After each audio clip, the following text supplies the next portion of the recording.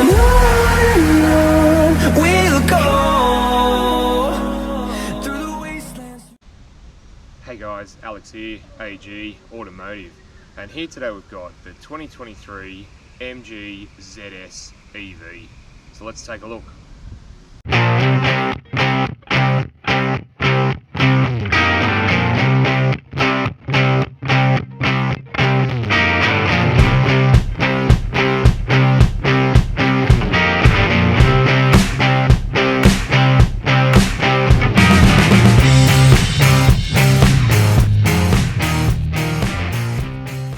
Alright, before we get into the video today, I just want to do a shout out to Central Coast MG, who were nice enough to let me have a look at this one today, and I'll leave their contact details down below, and I'm not getting any financials from them.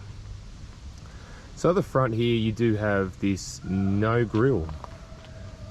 You do have some nice LED lighting there. If you have a look closely, you've got these little crystals inside the light. Again, it's trying to make it look nice and elegant. You got a nice chrome trim piece that goes around the bottom there, as you can see, and you do have the charging port there at the front, as well as a front camera and the radar cruise as well. So what are your thoughts on the no grille on these electric vehicles? Let me know in the comments. So the wheels on the MG are 17-inch wheels, and have a look at the design of the wheels, a bit like a futuristic fan blade. So it's the way they're sort of the future's going, but yeah, I actually don't mind it. You do have a camera just under there as well, as it's got 360-degree cameras. Also got a sunroof, which we'll have a look at a little bit later. Right, so if we come around to the back here, you've got the MG badge, which also doubles as a boot opener, the little MG Pilot badge, and the ZS EV, along with some nice trim pieces below the number plate there. Silver trim just sort of breaks it up a little bit. And you got your reverse camera and sensors there too.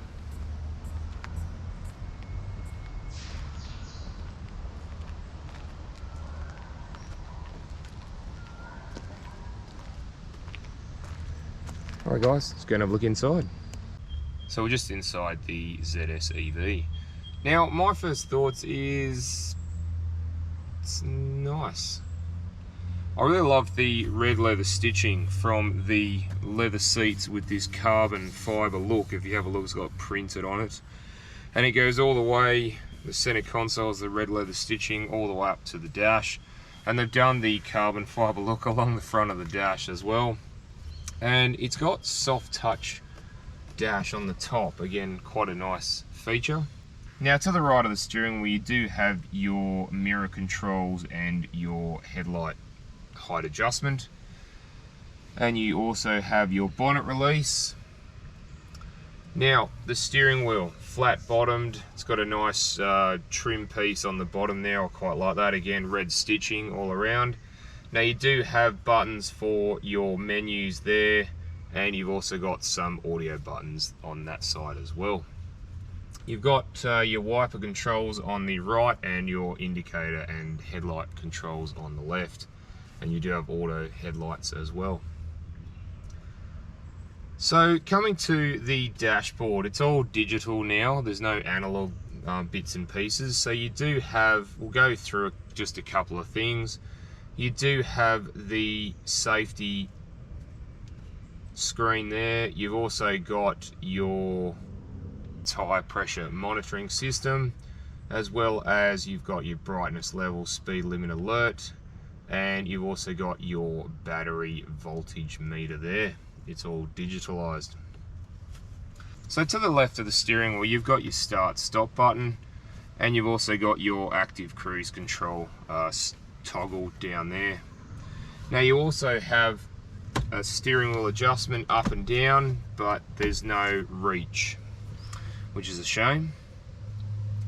Now we'll come to the media center. Now the media center, this is an upgraded version of since I did the Series 1 or the Generation 1 EV from MG. So this is a lot nicer. I do like the layout of it, and even the touch sensitive has been improved. So you've got Bluetooth and Apple CarPlay and Android Auto. You've also got navigation in this one. However, when I go into the navigation, it does say map data is not functioning properly, so something needs to be done there. It's a shame because I can't show you the navigation. You do have media controls for a USB should you wish to, and you've also got the 360-degree camera system, which you can have in 2D, as you can see now. And you can have the side, back, corner, and then I can put it into 3D mode, and you can see the actual car there, and we can go to the front or the sides or the corners or the back, whichever you prefer. So under the media center, you do have some controls there. You've got the home button, you've got the volume up and down, you do have the air conditioning on or off, you do have ventilation controls and your fan speed controls, as well as the temperature adjustment. So further down, you do have a 12-volt plug, 2 USB chargers and a wireless charger pad there as well.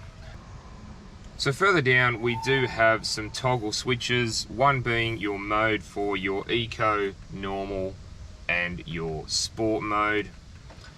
Also got KERS, which is your regenerative braking, so whether you want it on setting 1, 2 or 3. Now further down, you do have the gear selector, so this nice big chrome dial. Now behind here, you do have your park brake and your auto hold for the hills. And then further back, you do have twin cup holders that you can close that little cubby spot up there. And then behind that, you do have some storage space. I do like it how you've got the soft parts here for your knees. I think that's a nice addition for a cheap car. Alright, so we'll come to the sunroof. So I'll just open the moonroof, and it goes right the way back. Even for the rear passengers, you do get the glass goes all the way back. That's not a bad thing actually.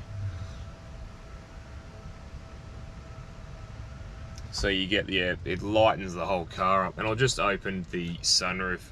And that's quite a big sunroof actually, I will be honest. I'm pretty... Alright, let's go and check out the back seat. Alright, so we're just in the back of the ZS EV.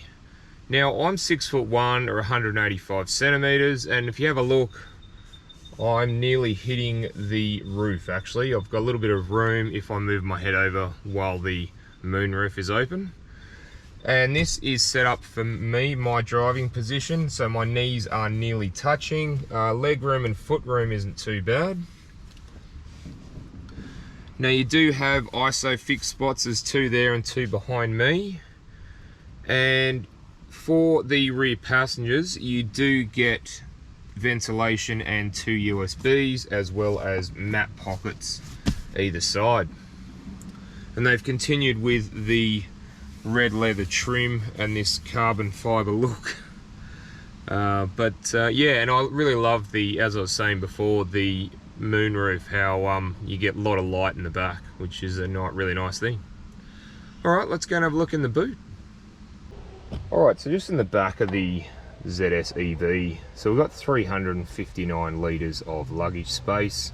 You do have 60/40 split fold rear seats, and as you can see, you do have the 3 tether points there. You have some pocket space either side with the netting, and if I pull this up, you've got the charging cable, you've got a gel tyre kit, and you've got a pump there as well. Alright, let's go and have a look what's under the bonnet. Alright, just under the bonnet of the ZS EV. So here we have a 50.3 kilowatt hour battery, and that equates to 130 kilowatts of power and 280 newton meters of torque. And that's mated to a single speed transmission. Alright, let's go for a drive. Alright, we're just going to go for a drive in the ZS EV, so let's go. Let's pop my sunnies on.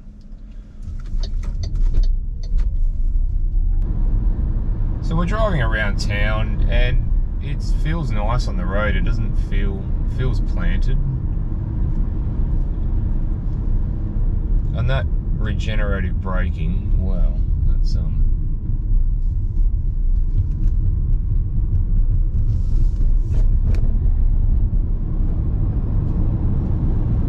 wow, that certainly takes off very, very nicely.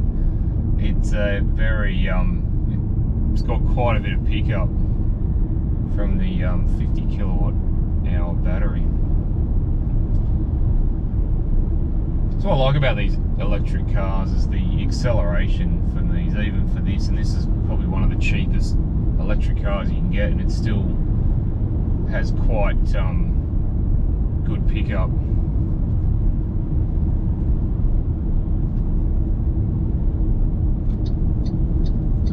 I will be honest though, the indicators in here, I don't know if you can hear it, but they're really loud in here. I'm not really impressed with the indicators.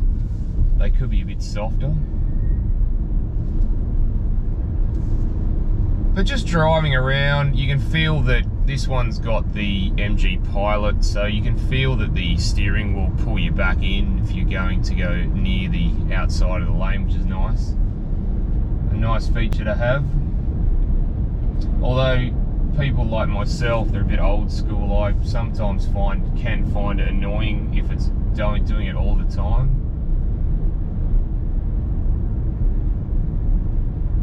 But all in all, I'm pretty impressed with this, actually how it goes, guys. I know it's very, very much the same as the first generation MG ZS EV, but I quite like the updated media center. I'm not really sure what's happened to the navigation. Like I said, something wrong there. And it handles the bumps really well. I was actually surprised. They've obviously made refinements to the suspension.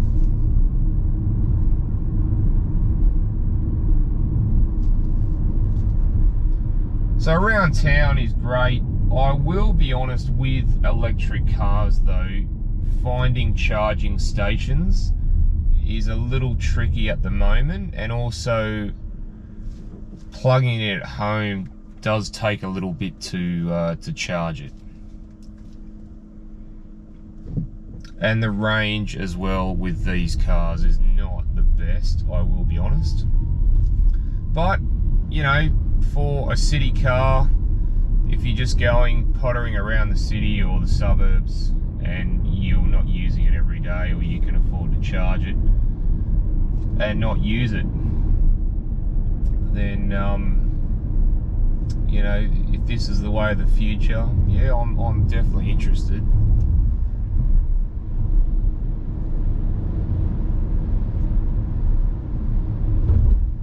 Alright guys, well thanks for watching, and don't forget to like and subscribe, and I'll look forward to seeing you on the next one. Alright, thanks guys.